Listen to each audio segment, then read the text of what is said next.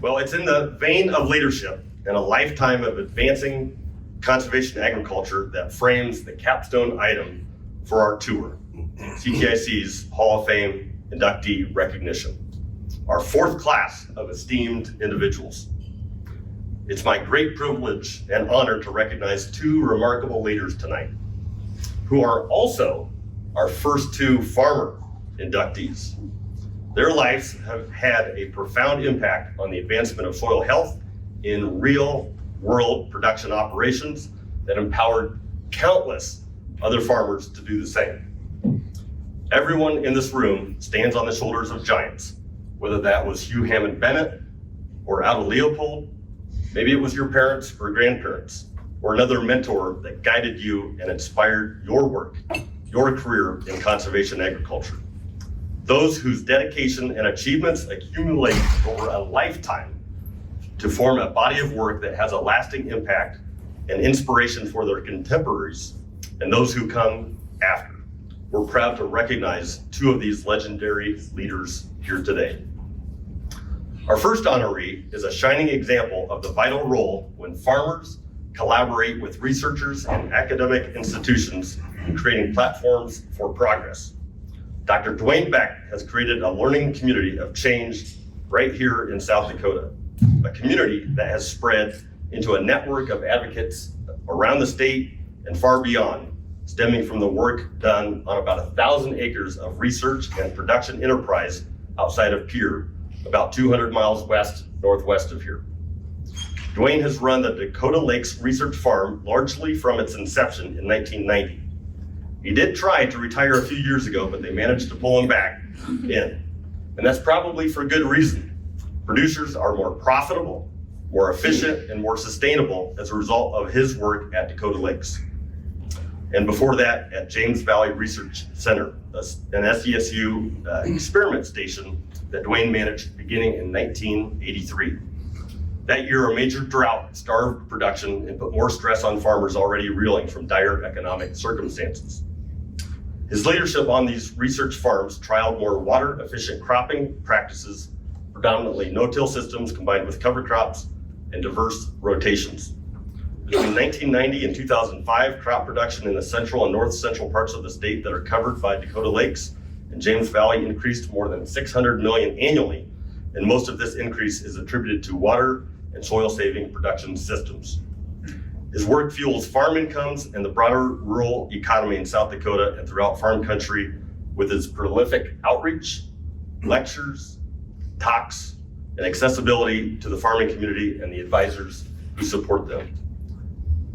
Dr. Beck embodies one of the CTIC fundamental beliefs that to achieve change at scale, movements must be farmer-led. And farmers must be empowered to try new things and be supported in their trials. The continuity that it brings provides 35 years of applied research that benefits us all. And its farmer-led structure has shown that no one can advance information, advocacy, positive outcomes, and acres under conservation management faster than farmers. Dwayne has earned many recognitions and awards during his decorated career. He was inducted into the South Dakota Hall of Fame in 2007, presented with the American Agricultural Editors Association Distinguished Service Award in 2008, and earlier this year, No-Till on the Plains awarded him the 2025 David Brandt Soil Legacy Award. Dr. Beck, we thank you for your life's work of empowering farmers to think differently, to achieve greater profitability, and to be the best possible stewards of their soil, their water, their wildlife, and simply to grow healthy food. You have created a community of empowered farmers that grows every day, and your work will be studied, copied, and revered for generations to come. Thank you for your ongoing service to advance conservation agriculture. Please join me in welcoming and thanking Dr. Dwayne Beck. I'm not going to say a lot, but that's unusual for me. I'm not the person that deserves this. There's lots of other people that caused this to happen. I was just the guy that gets the credit. First of all, I couldn't have done this without my wife. I have a wife and 3 daughters who all have master's degrees, and they're all in engineering, water engineering fields. When I asked the genie for a house full of women, that's not what I had in mind. So,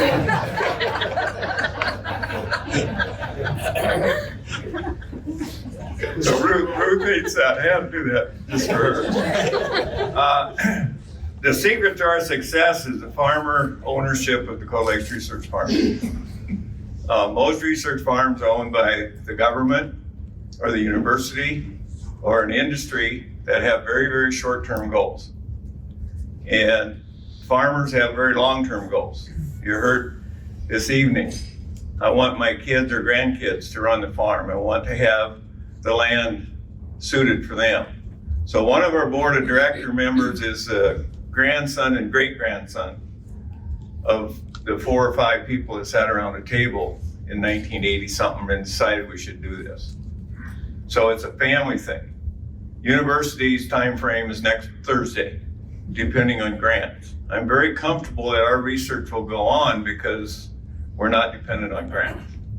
So it's on the shoulders of these guys that I accept this.